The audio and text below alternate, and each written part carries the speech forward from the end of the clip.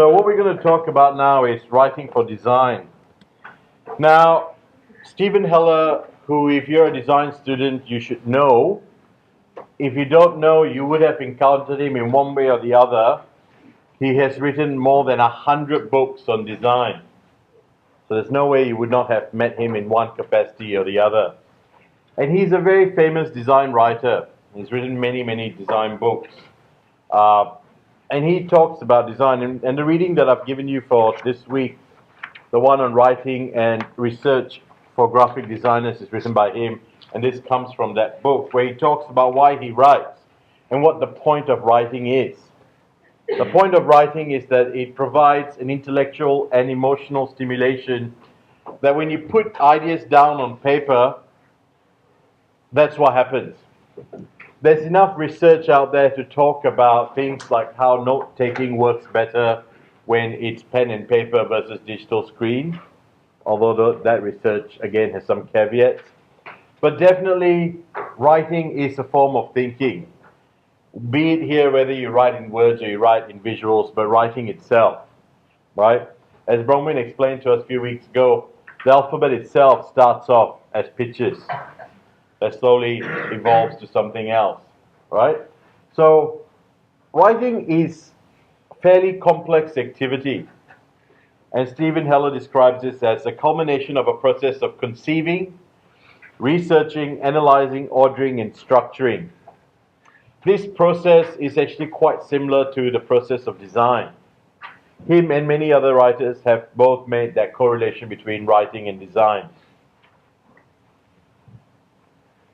Allis Twinlow, who is the co-chair with Stephen Heller at the School of Visual Arts in New York for the MFA and the MA in Design, Writing and Research, she talks about in a very interesting interview that I think I put up on Facebook a while back, called Writing is Design, that design writing itself is becoming quite a big field because more and more people are interested in design and what design does. As design itself moves into beyond graphic design, beyond 2D posters and what we traditionally think of what communication design or graphic design does, design moves into complex areas such as design thinking, design strategy.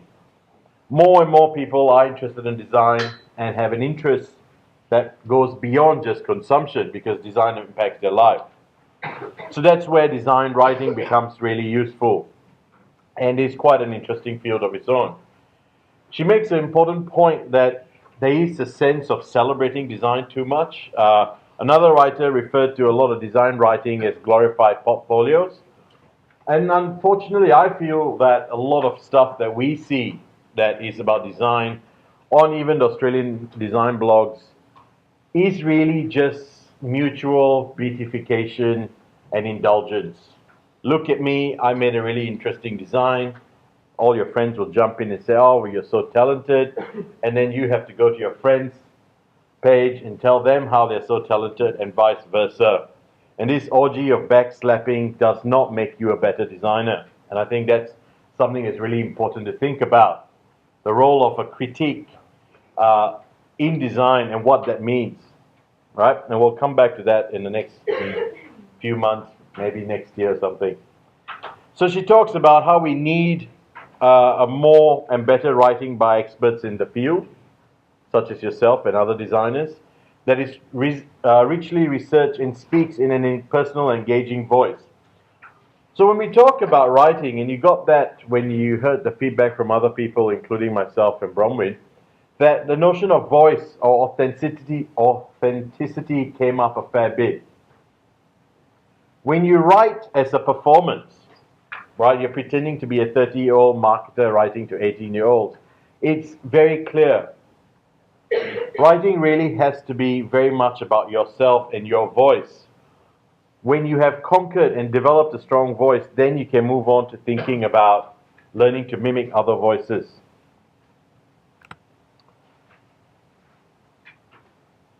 And Burak, I think her name is, who is the chair of the media design program at MIT, in an article that she wrote a couple of years ago, she talks about design writing as well. And I really like the way she separates the two out. And I think it's a quote worth reading, where she says that the contradiction between design rhetoric, that means what we talk about when we talk about design, and design practice, the actual doing. Designers profess to admire one thing, which is the culture, but base their practice on commerce. At some point, this is kind of obvious. We all have to make a living. However, she says that too little attention has been paid to the relevance of writing and graphic design. And why is writing important? Because writing does two very important things. It puts forward critical analysis, but it also gives you a chance to explore your own practice and your own identity through self-initiated work. So more and more you're seeing in very large design awards a category for design writing or design criticism. So AIGA has it, the Canadian bodies have it. Unfortunately, EGDA doesn't have it, but, sorry? Or the DIA. But as usual, we're always 10, 15 years behind the rest of the world. But it is a field that's growing and becoming more acknowledged. So you have places like SVA, Parsons, Royal College of the Arts, all starting up MAs in design writing, design criticism, and design research. So it is a field that's growing and becoming more and more relevant. In terms of critical design, she writes that we don't do enough of it. Too many publications are merely lavish portfolios. The question, no discussion, no questions are asked. And what designers really need is to challenge from within through reflective process that writing can bring. So what she's saying here is that designers need to challenge themselves and each other instead of just backslapping. But you can only learn to challenge and critique another person if you have spent time, well, gaining knowledge, and we'll talk about it in a while, but also in introspection to understand what design actually is. As we said to you last semester, and we've said to you repeatedly, your learning doesn't happen in the 1 hour here or in the 2 hour in the studios, but it happens outside of the classroom as well. We actually stop and have a think about what's been going on. What have you been up to? What does your environment say? And becoming more aware of what is going on around you. Long overdue, such critical introspection can help broaden our understanding of what we accept as natural. We can then choose it to accept as it is or to change it for the better. If you don't sit down and have a think, if you don't critique something properly, change for change's sake is not an answer either. So critical reflection, and you can really only do this in writing. It doesn't have to be formal writing, doesn't have to be structured writing, but in writing, so that you can gain a level of introspection, reflection, so that you can start writing more critically about design or understanding design more critically. The other part she talks about is to understand how content communicates and how it relates to visual form. Writing helps build intellectual muscle and provides mental tools to evaluate ideas, allowing students to adopt from the outset and the responsible position of questioning analysis. What is she talking about here? Writing has a particular structure and a particular practice associated with it, and we're going to talk about that in a sec.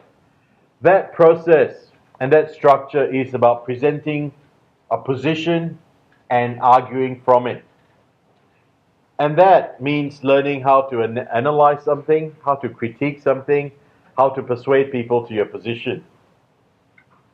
And you can only really do that, I think, in two ways. One is through speech and the other is through writing. And they both have a relationship within them. Speech itself needs to be structured to achieve a persuasive outcome, as does writing. It's not just yammering and babbling on, fruitlessly in the cafes. It's about having a very intent in what you're trying to say, all right, and then achieving that intent.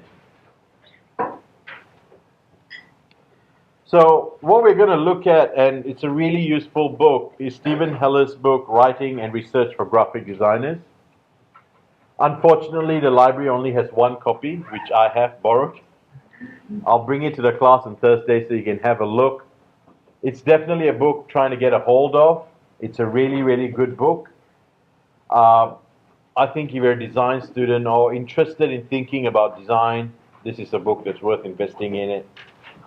So Heller talks about why designers have to deal with words. Designers are routinely called upon to make words about images and designs. Writing and research skills are more necessary than ever. Perhaps in a different time, writing used to be about just making things and putting them forward to stand for themselves.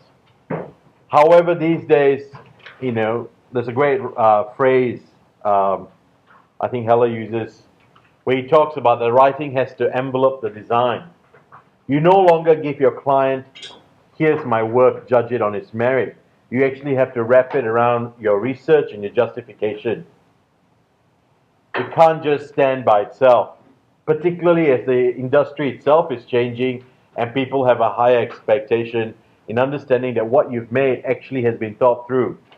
That the colors you chose, the shapes you chose, the font you chose, the imagery you chose, the format you chose, all are coming from a position of research and hence strength, as opposed to, I like blue, I like orange, and I'm a fan of Helvetica, and so on. Writing about design is being able to communicate to the audience, be it your clients or the general audience or your colleagues, your peers, about what it is that you do. To find a designer who can actually write and make marks, make design objects, is nothing short of miraculous. Anybody have thoughts on this claim? If I were to summarize this, it's the claim that designers can't write. How many of you, by show of hands, feel that designers can't write? Put your hands up. No? So only if you think you can write? How many of you think designers can write? Put your hands up. All right, a few of you and the rest of you are sitting on the fence. There is a fallacy out there that designers can't write.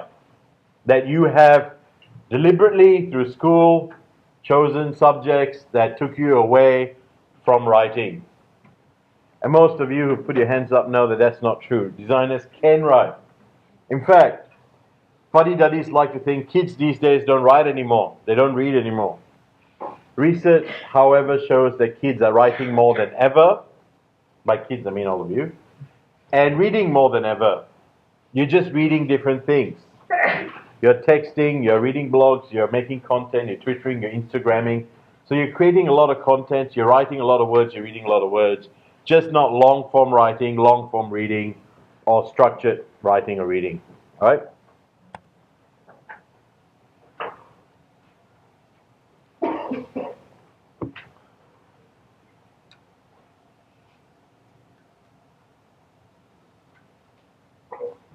Writing is a useful way of thinking out your ideas. Reading, as we'll get to it, is the first step. Writing is another step. But when you're forced to write, and one of the things we spoke about last week was even note-taking, that's a form of writing, is actually a really important way of thinking about something. The notes you take determine how you come back to that information. And it's not as intuitive as everybody thinks it is. Writing is actually a skill of its own, and a complex skill. But writing is a really important way to disseminate ideas and philosophies within design communities. How do designers talk to each other? How many of you have been to the library and looked at the design book? What number in the Dewey Decimal is it? Anyone? 6, close. Right? How many of you just looked at the graphic design books? Anybody look at the architecture books? Art history? Critique? Portfolios? The portfolios? The Fiden books? Alright, so there are a lot of books out there. Our library actually has a really good collection, and if you speak to the librarian, Amy, she will get you books that are hidden away or come from other campuses. The only way you can actually understand and learn more about design is through reading, and the only way other people can talk to you about design is through writing. I can make an object, but it will just say what it says. It doesn't actually explain to you what my thinking of the object is or where the object comes from. Hence why I like the idea of writing enveloping the design. So writing is really important way. Behind? Yeah, I can hear you. Writing is really important way of getting your ideas across, and it has been for the longest time. And I think Heller puts it really well. Writing is about communicating ideas and philosophies, a method of describing how work is conceived and fabricated. How did you go about thinking your process through, right? And how did you go about making it? It's also a way to show people what you think about it, what you might think about someone else's design, and so on, and to provide transparency. And the more complex eventually is the ability to introduce all kinds of audiences to design. One of the things that I feel designers don't do well, and I'm happy to take up anybody on this, particularly in Australia, is talk about design in a way that a non-designer is interested. Going on about color selection, or material selection, or font selection is only fascinating to someone who cares about those things. A non-designer, a political scientist, an economist, a business person, a client needs to be spoken to in different ways. And hence, that's why I say I find design exciting but also challenging. A designer needs to be able to engage in a lot of those conversations, and good design writers do. So a useful way that I really like Heller talking about design, writing, and research is he divides it into 3 sections: writing, reading, and research. And he asks of you, which do you think comes first? And the reality is they don't come first or second, they all occur around the same time. There is a relationship between all of them. But we'll do them in sequence. So the first one we want to talk about is reading. Reading is perhaps one of the only ways you're ever going to learn about something that's not being talked at you. Lectures like this, at some point, are ephemeral. They're given and they're gone. We can't walk back a couple of minutes and recall what I said. If you missed it, we've moved on.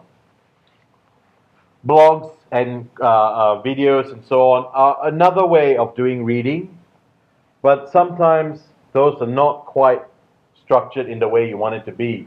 But also sometimes, very often I dare say, you cannot make a cogent, long, well-researched argument that brings in many different examples in a 5-minute TED Talk or 10-minute TED Talk. TED Talks are windows to someone's work. They're not someone's work. It's a really important distinction there. Reading a magazine article, reading a blurb in a magazine, reading the back of a book, watching the interview with the author is never ever a substitute for actually engaging with the work. And that is important. The only way you're going to get to the breadth and depth of the work is through actually engaging in the reading. Stephen King, in his book on writing, which is sort of his memoirs, but particularly talks about his craft, talks about the 2 things you must do above all if you're going to be a writer, which is you have to read a lot and you have to write a lot. If you don't read, you don't know what you're talking about. And writing is a way of thinking those anxieties or those ideas and those thoughts out. All right?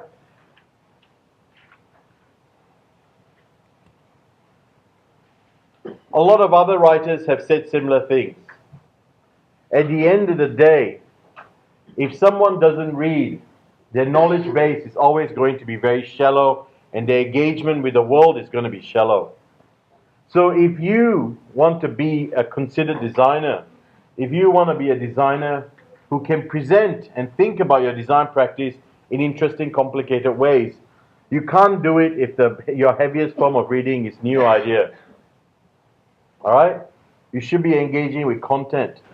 Reading is only the first step towards acquirer of knowledge. It's only when you have knowledge can you do interesting things with it. You cannot generate it out of the thin air. So even when it comes to doing something like writing a lecture like this is a picture of my desk at the moment. To write a lecture like this, I had to sit down and gather a whole bunch of resources and go through them to find all the different ideas I can and put them together into a 40-minute presentation. It doesn't just happen sitting at a cafe, plucking ideas out from the ether and hoping inspiration will strike. So when we look at your work, and you're only first year, but this will compound as you go on. When we look at your work, there's a certain, as it was pointed out in one of the feedback, a certain superficiality to what you're doing because you don't have the knowledge to look in depth. So you float on the surface and you touch things and you move on. Or you write about very general topics because your understanding is very general. You cannot go into the specifics of one letter. So Eric Spiegelman talks about how the letter A is fascinating to him. And he can talk for a long time about the letter A. That has not come about because he sat at home watching, whatever people watch, Kardashians or whatnot. All right? So reading is the first step in order to be a good designer, to be able to write about stuff. When you do enough reading, you'll be able to do a variety of things. First of all, you learn about voice. Every writer has a voice. If I ask you who's your favorite writer, how many of you, by show of hands, have a favorite writer? That's it? Who has a favorite non-fiction writer? Fiction? Okay, you're design students. Who's your favorite design writer? This is very worrying. This is the second semester. You're about a third oddish through your design education, and you don't quite have a sense of what the design writing is. Who's the best Australian design writer? What are the Australian design magazines? Not the ones that are lavish portfolios. So if you want to engage with design in a way that you actually have a career that's worthwhile, that you will come back to Building 9 to show us or ask us to shut up because you're awesome now, you got to engage in these things. So when you start reading, you learn about voice. Some writers have a great voice. Stephen Heller, as an example, writes very clearly. He writes very succinctly. He's very easy to read. Don Norman is another example. Right? We met him last semester. He writes in a very easy and accessible way. Very easy to understand. You just fly through the book. Someone like one of my favorite writers, P.G. Wodehouse. Sensational writer. You can read a book a night and you don't feel it because it's written so well, you fly through it. Right? And that is important. And as you read, you will learn that different writers have a different voice. And you will then also learn about your voice because you'll start writing. When you read a lot, you also get a lot of ideas. Ideas don't come in a vacuum. I don't know if I can emphasize this enough. But ideas don't come from a vacuum. Ideas are generative. If you have an idea and I have an idea, we can then create a third idea. But if you don't have an idea and I don't have an idea, we both have no ideas. And you cannot get ideas if you're not consuming. So we've said this before. You should be watching films. You should be reading the right blogs. You should be listening to Design Matters podcasts. You should be reading books on design. That's your job as a student of design. As a designer, that's your job. Making things is only one part of your job, right? And making things at some point is almost the end of your job once you've done those other things. So the more you read, the stronger sense you have about what a voice is and then what your voice is. You'll have more ideas. It will give you ways, all kinds of different things.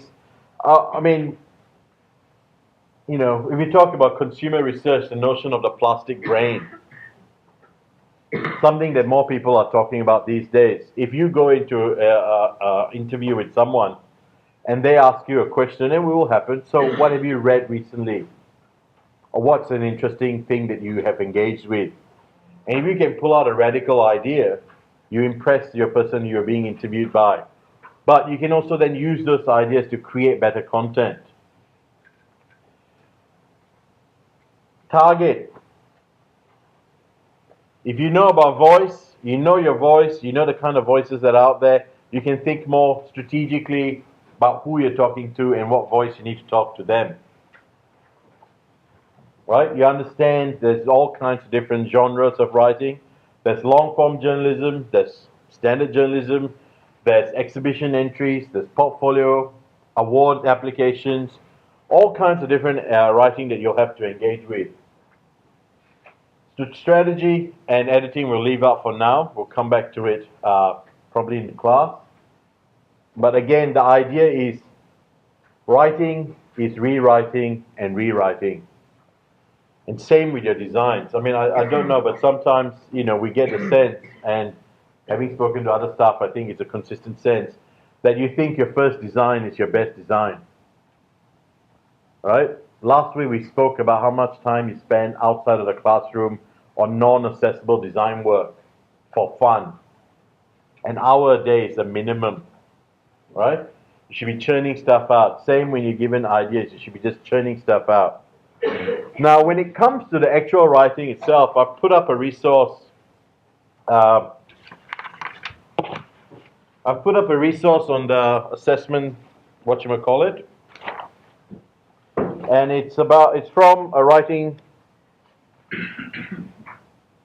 It's from writing about art, because there's no books on writing about design, but it sort of lays out the technical elements of how you can go about writing. So you will find that useful. But I just want to quickly talk about rules of writing. Don't read that, don't worry. I just want to talk more generally about this.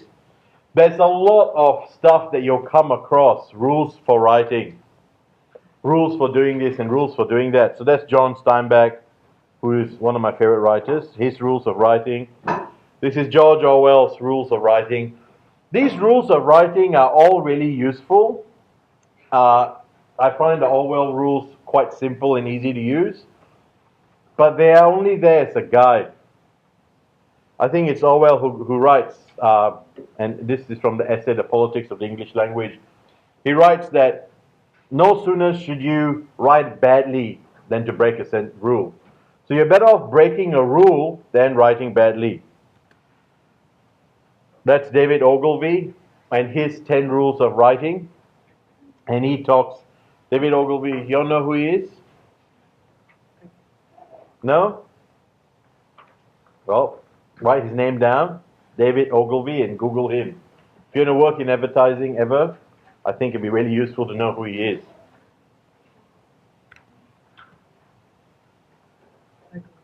That's Strunk and White. If you want to buy one book to help you write, particularly if we talk about grammar or structure, this is the book to buy. All right, it's not very expensive. It's called The Elements of Style. It's by William Strunk and E.B. White. E.B. White you would have met before, possibly in school. He's the guy who wrote Charlotte's Web.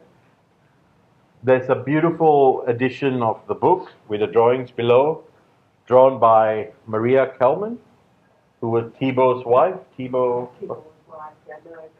What's his name? Thibault what? You guys did him in first semester, one of the key designers, Thibault. It's a beautiful book. If you can get your hands on it, it's an illustrated version of that. But that's also available in the library. Oh yeah, this book is immensely popular. Everybody reads it. It's the go-to book. I advise everyone to buy this book. Yeah. It's only usually $12, $15. And most design studios at least have one or two copies of it as well. Yeah. It's the Bible. Because it is literally the writer's Bible, because it puts up a lot of different examples about the best way to write and so on. So it's useful for that. This is a quote from Steinbeck. I just want you to think about this. I'm a big fan of reading and writing. I read a lot. I sort of did a rough estimate the other day. I probably read about 100 odd books a year, if not more. I go through books and I reread a lot of books. I reread a lot of Steinbeck and writers that I admire. One of the amazing things about writing is I think writing has an ability to take you to places that even films or music can't take you. There's certain magic in writing. And Steinbeck, I think, puts it really well when he talks about it's important for you as a writer to understand If there is magic in story writing, and I'm convinced there is, no one has been able to reduce it to a recipe that can be passed from one person to another. So while we will give you some formulas in class, how to write descriptive, analytical, and then argument, and there's all these type of rules, what he's actually talking about effectively is learning to develop your voice. Now, voice also applies to your design, your visual voice. It's not just about your written voice. So when we looked at your posters last semester particularly, and I've said this to you in class, I generally was quite disappointed because I saw a lot of trend, but I saw very little authenticity, right? And that is something that's quite difficult to learn, to develop your own voice, your own identity, such that when you make a design, it creates an aesthetic, it creates your thing. So if I walk down the street, I see something, I go, oh, that was designed by such and such. That's the level you should be aiming for to get to eventually, and not be one of the nameless designers that just disappears away. There's a really interesting discussion that I think Allis Twinlow has about how, or is it Heller? One of them writes about how a designer never gets to have an identity, but the designers we remember the legends all right. They all have written design histories, the design manifestos, and written writing to describe what they do, and that's the giants of design. The ones who make and have disappeared because there's no record of their process and so on. I think it's from the Heller reading. Read that. It's a really interesting way about trying to think about design. Heller? Yeah. So which brings us to the last of the three research.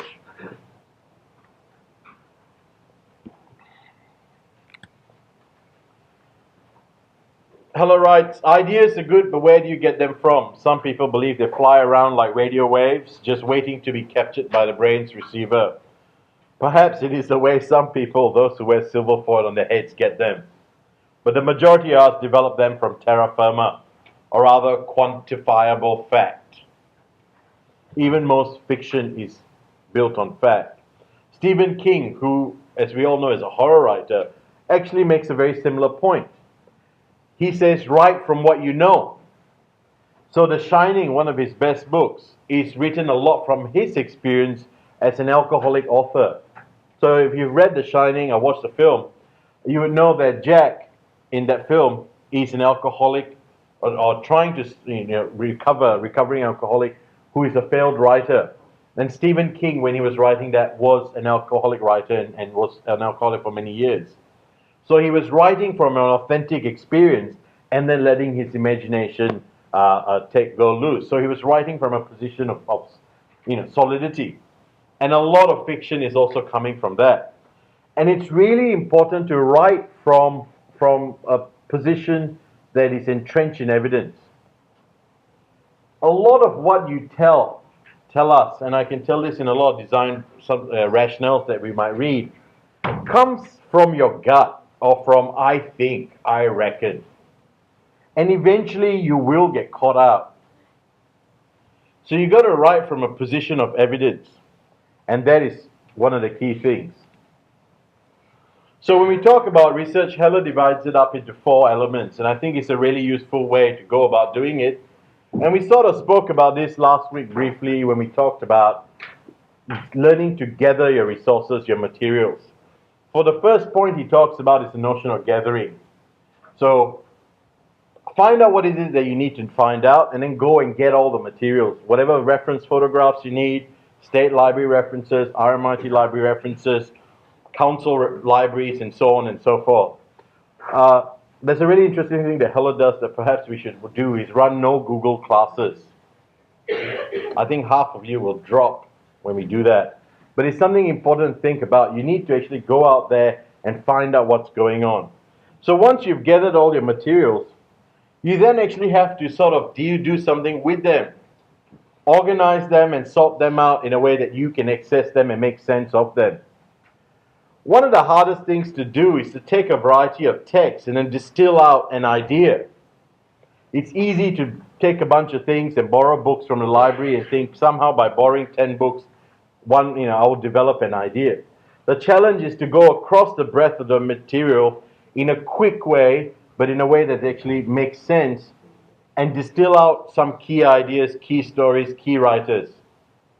So you got to sort that out. At this stage, it's also really important to take notes. Notes will save your life. You will never remember as much as you think you'll remember, right? Take notes, take copious amount of notes, and start learning how to organize your notes. Create your own language in terms of organizing notes. Once you've done all that, you can start processing things. What matters? What has high status? What has low status? What are key writings? What are secondary writings? Who are your key designers or theorists? Who are people who are not so important? Who's writing on who that does it really well? Who's writing in a way that makes their material accessible? The reason I use Heller is because Heller writes very accessibly. There are other books. There's a book out there by Ellen Lupton that's really interesting, but she doesn't put that in a way. I think it's her. She's edited the book, but she does, the rest of the writers in it don't put it in a way that's accessible for you to be able to deal with it. So you might be the better writer, but a better material, but it's something you can't access because it's written too densely. So you got to learn and process that and find out what the key things are. And when you've done all that, then you can start working to an outcome where you have a result. You've got to do all that before you get to making the result. We tend to jump into the endpoint first. And what you are finding, and we saw this in your prototypes, your knowledge base is too shallow. So what you do, as was said by Jeremy in the video, is superficial and just bounces off things. And if it's superficial, it's ephemeral, it will disappear as soon as someone engages with it. So you want to go deeper. I just want to touch on very quickly on the last idea of facts. This is a great quote. He was a senator in the US and an ambassador to the UN. Everyone is entitled to his own opinion, but not to your own facts. And that's the difference between research and making stuff up or going with your gut. All right? You must be able to back your position with evidence. If you don't have evidence, then not interested. Going back to last semester when we looked at Dunn and Raby, right? While we're talking about evidence, we also do understand that everything comes framed.